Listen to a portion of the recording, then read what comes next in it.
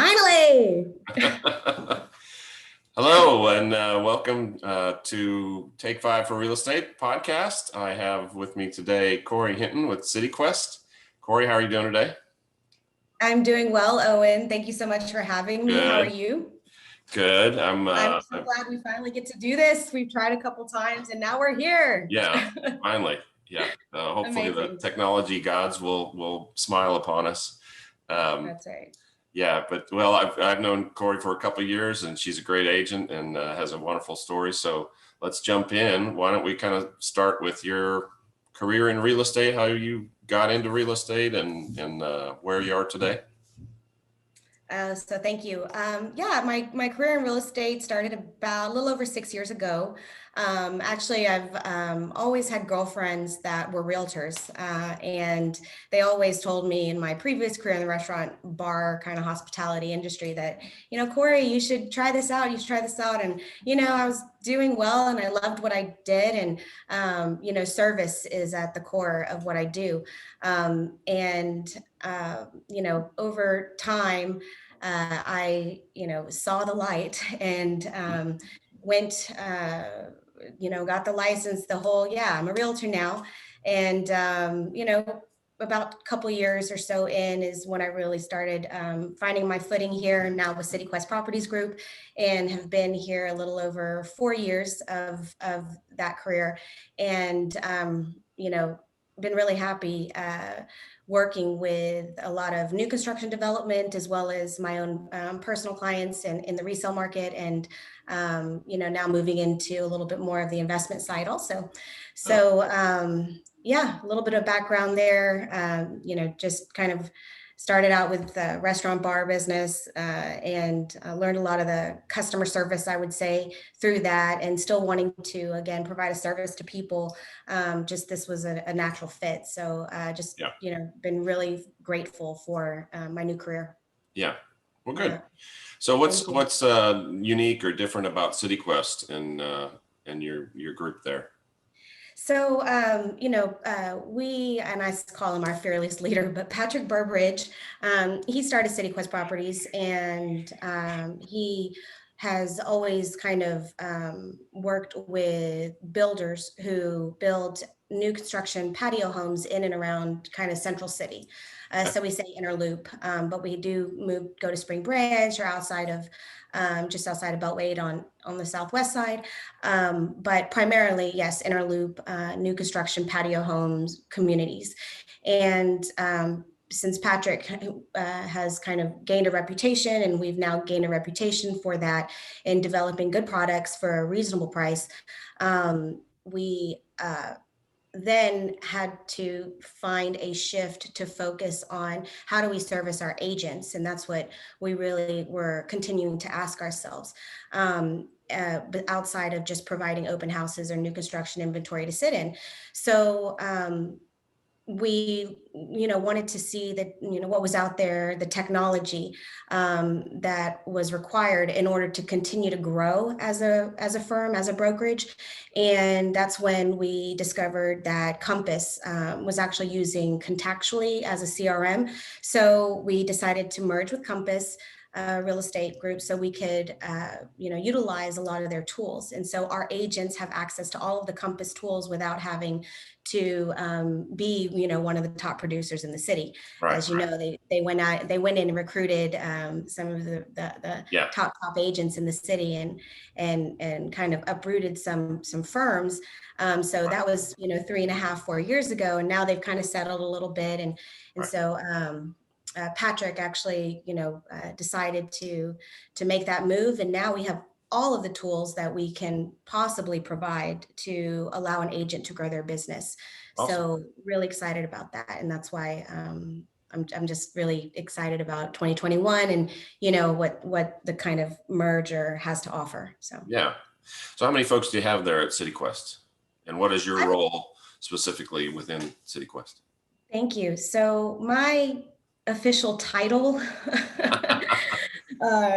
Director of Business Development, but I would probably more say agent, director, development manager. That's kind of more of my what I do from a day to day. I spend a lot of time on Zoom meetings and Google Meet, and just creating the culture and keeping the culture of the brokerage, and we're all entrepreneurs here, so feeding into that. And Absolutely. Yeah. yeah, everybody has to run their own business, and I'm here to help facilitate that by utilizing the tools, being ingrained in the Compass culture, and making sure our developments are moving along and getting managed properly. Yeah. So that's kind of my role. Yeah. So what is the topic of the year? Of course, is COVID. What has that done to your business and the interaction with buyers and sellers and home builders? Yes, absolutely. Sure. I'm sure you hear, a lot of different responses to that question. Yes. And unfortunately, some of them aren't great. Right. However, with real estate, COVID's done a couple things. It's kept interest rates really low. So, buyers are more inclined to borrow really, Yep. borrow money at a low, Yep. low rate. And it's created this virtual world for us, where we kind of have to have this new form of communication where Right. many aren't accustomed nor like it or anything. But there are benefits, and we always got to look for a silver lining if we want to keep moving forward and Right. grow. So saves you a lot of time commute. It saves you potentially having to put the dress and heels and full face of makeup on. So that's definitely been a benefit, I would say. I don't struggle with that one. So Yeah, well, you still have to do a little here and there, pop the sometimes collar, right? um, that's but true. yeah, as far as, sorry, go ahead. No, I was so have you're close to builders. Have they slowed down at all, or did they change? I mean, I guess when COVID first hit, I was amazed that there would be, homes being built near me just kept right on churning. There was no social distancing with those contractors and the workers in the buildings. And I wondered if any of the builders you work with had any hesitation or they just kept chugging. You know, um, it was kind of two schools of thought, and one of them is what you're referring to as far as you know uh, just keep it going. We've Yeah. already invested so much. We've already got the supplies on order. We have scheduled out these things, and real estate is an essential service, so our essential uh, business. Yeah. So that's why it really didn't stop. Construction wasn't required to Right. stop. Right. So definitely, some of our builders said, let's just get this, Yeah. completed so that we have inventory by the end of the year to sell. The other, obviously with the effects of the shipping and supply inventory, Right. I just heard this morning it's going to take somebody 2 months to get like a fridge, Wow. just because of the kind of fridge they want, the delivery dates, and et cetera. So, with shipping and supplies being pulled on, Yeah. everyone's staying home, improving their, et cetera, would cost, being 3 times what it was prior. So trying to frame a house, which was $18,000 before, is like 36, or 40. So yeah, those kinds of reasons, some builders decided to wait and see. Right. But I believe those people can afford it. Oh, They okay. aren't pressured to, develop the lot just yet. Yeah. They'd rather sit on the lot and let it, even out a little bit, and then just go full force when we're ready. Yeah. Yeah. But Makes we sense. have a ton of inventory coming up still. And so planning didn't stop. And, I can see 13 plus 7, 20 communities here in 2021 already, uh, being developed. Yeah. So how many homes do you think will be available through you guys in 2021? So it's like, 200 plus. oh, okay. Awesome. So Yeah. looking So forward. It's But happening. yeah. Mhm. So going forward into next year, what do you project, or what do you see changing next? Let's say after we all get vaccinated and we're all back to meeting in person. Um, what do you think? Will COVID have any lasting impacts on real estate and home buying? You think? Well, inventory is so low. So I think if we get vaccinated, I think that it's just going to get even more, and the inventory is going to get sucked up even more. Um, you know, and people are going to have to make uh, decisions on what happens if something like this were to happen again. Uh-huh. I think that's the thought. Even, well, there's always that what if, because at one time, that 9/11 happened, or that one time that, now it's that one time COVID took a year of our lives. And Good way of saying it. so pardon. That's a good way of saying it. So, well, I mean, I think about so many people, our team, and how it Right. affects everybody. And some people can thrive and others don't. Yeah. But after COVID, I think that, or not after COVID, well, after the vaccine, let's just say that, I think, the inventory is going to get sucked up as long as the interest rates stay low. If the Yeah. interest rates stay low, I think we're in good shape. Once they start going up towards 5, I think people are going to start panicking, holding off, figuring out, even though 5 is still great, Yeah. Yeah. it's just not 2.5, which is insane. That's insane. Two and a It half is percent, insane. Yeah. or something How low insane. rates are. And well, supposedly the Fed says they're going to keep them low through 2022. So yeah, next year with the COVID being reduced and vaccines more common, Hmm. low rates, already existing low inventory, you would think next year just more of the same, kind of a feeding frenzy.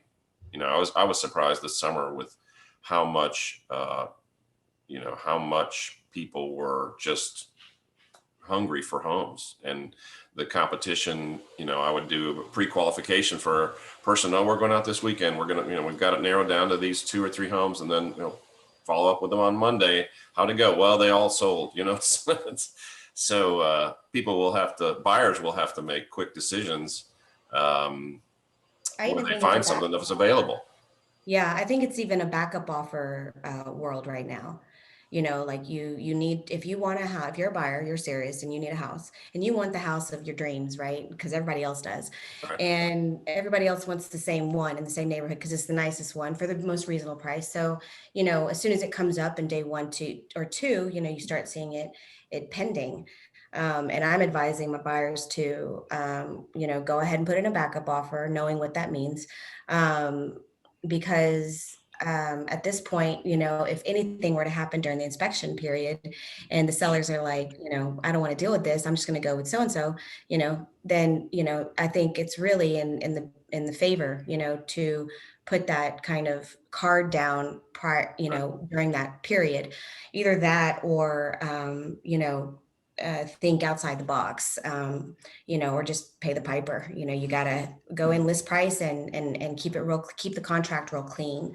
Yeah. That's probably what I'm saying Yeah. most of the time. But Yeah. yeah, listings, listings, listings, listings, listings. so That's so how does a good agent get listings? So Well, I mean, and you ask for them first, and you just find out what kind of added value you can provide to your clients. right. And that's why we are so excited about not just having the background and the reputation of Citiquest Properties in the city, but as well as providing the offers that Compass has, like Compass Concierge. Have you heard of that? Yeah. Yeah. Describe that briefly. Yeah. Oh, so it's a up to $30,000 credit. Well, not credit, but up to $30,000 in a bank card, basically to spend on renovations to update your home, for to sell it for a higher price in less Right. time. And you get a lot of freedom with that as well, up to $3 million price point that you can do it for. But I think that's a great added value for working with a Compass Compass agent. Right. And, you know, I think a lot of people can take advantage of that, especially right now when the inventory is being, you know, taken, swallowed up. And especially the ones that have been already kind of refreshed. It's move-in ready. You know, a Yeah. lot of people are looking for move-in ready. They don't want headaches. Contractors and materials are expensive right now. So, And know, you guys have access to contractors that are available and reputable and that kind of stuff too, right? yes, yes, Yeah. gratefully. You say available, but you know, they're still contractors. Yeah. Yeah. um, you know, They're so busy, busy, busy. Yeah. So yeah. What so, about you? I wanted to ask you that question. Can I ask you that question? Is sure. that What's that? fair? What do you think is post-COVID world look like? Well, I mean, what is a post-COVID work? It seems like more people will be able to work remotely. You know, Mm, the world kept, you know, businesses kept chugging along, although their workers are all remote. Like we probably have, I don't know, 500 employees for the bank, the mortgage group that's within the bank. And I would say probably 90% of them are working from home, wow, yeah. at least 3 or 4 days a week. So, and if I was managing the bank, I would say, hey, we don't need that office space anymore. We don't need to pay that commercial space. Oh, that breaks my heart for commercial real estate, though, you know? Yeah, so Mm, it's been a tough slug for commercial real estate, but I mhm. don't think so. That influences where people will live. You know, so now people are choosing where to live more, or Like out, you know, where you work is less influencing where you right? live. Yeah. So if you want to live inside the loop in the cool trendy neighborhoods and be a hipster, do that. You know, even though your job might be in the Woodlands or, you know, Katy or someplace. And to the same degree, if your job's downtown, you don't have to live close to downtown. You can live in Katy in the Woodlands and not, you know, although a lot of people do that already. But so I think that's going to influence things. And I think the homes will, you know, having two home off, you know, every home is kind of built with well, this third bedroom can be an office, or you can have an office here on the first floor. Well, now they're going to have to think about, well, we really need two offices, you Mm. know, and how is the home built so that there, you know, can, you know, when the next COVID Mm. comes around. Yes, yes, So, agreed. yeah, Yeah, every little nook and cranny is going to count, right? So if you can make a little nook into an office and then have that extra room, I think yeah, yeah, I absolutely agree with you. And as soon as this happened and people started working from home, I immediately thought, what's going to happen to the inner city inventory, you know? Um, but thankfully, you know, we've seen it still moving, so yeah, we're still grateful.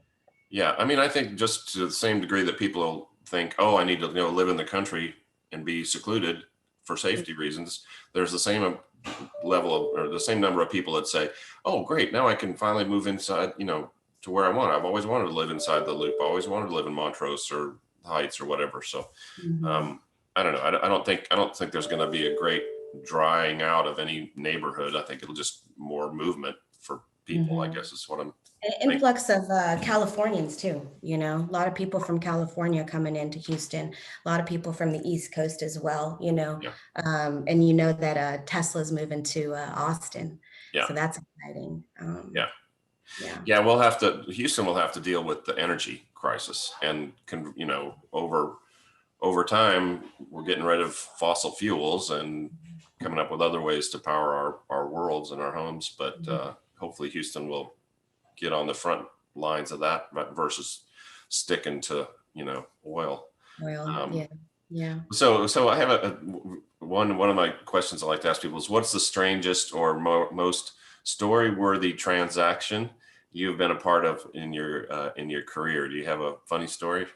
You know, I saw that, you know, because I just quickly, and I just was trying to think of something, but, you know, funny versus tragic, you know, it's just Oh, like, you know, do I want to punch people through the video camera? No, I'm joking, sort of. But, you know, I've been a part of, you know, quite a few transactions now, and, um, I just, I really do recall the moments when the client or the buyer is just overjoyed, Oh, because that's nice.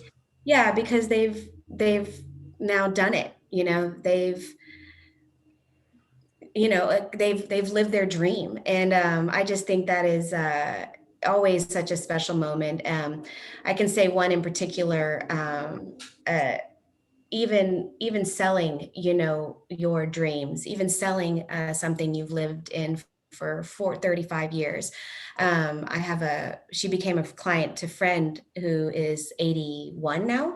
Okay. And I ended up listing her historic home, and she hadn't really maintained or touched it since the 50s or 60s or something, maybe the 70s.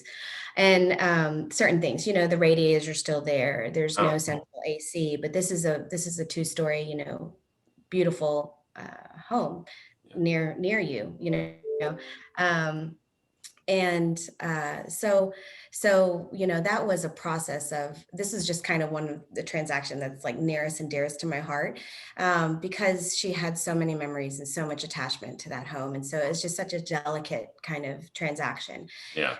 The person we ended up finding to purchase the house is also somebody that I knew, and ended up being able to pair those together was another element to this transaction that I just felt, okay, this is what's supposed to Meant happen. to This is be. serendipitous, you know. So the buyer came in, and they redid the entire home, made it sound, structure, everything beautiful and pretty. And then the original homeowner comes back, and she's just like, wow, Oh, that's I nice. always dreamed, and da da da da. Those moments are just so touching. And I'm just so grateful to be in a profession that I can be a part of Yeah. people's dreams, and really see those come to life. Yeah. So That's awesome. That's a great story. Thanks. thank you. Well, what's a good way for people to get a hold of you? What's the best way to reach Kory? Oh man, I think I'm Googled like, a ton. But I'm available at the Citiquest Properties group office in near TC Jester and 11th Street. Obviously my email, Kory.Hinton@compass.com. Kory is my first name, Kory.Hinton@compass. And yeah, please, yeah. What do you mean, like Instagram and things like that? Oh no. Oh, I don't know. I don't know. Well, just DM me. people Yeah, use no, I mean, people with all the ways you can reach people these days. Is there, do you have a preference? It does, I preferred guess it method. comes in. Call me, pick up the phone and Yeah, call there you me go. like Owen does. Well, I enjoyed our conversation. I appreciate you Well, taking the time out of your busy day to be on the podcast. And thank you so much for having sure. me. It's been such a joy. All right. I Talk to you really again. appreciate it. Bye Yes, bye. sir. Bye.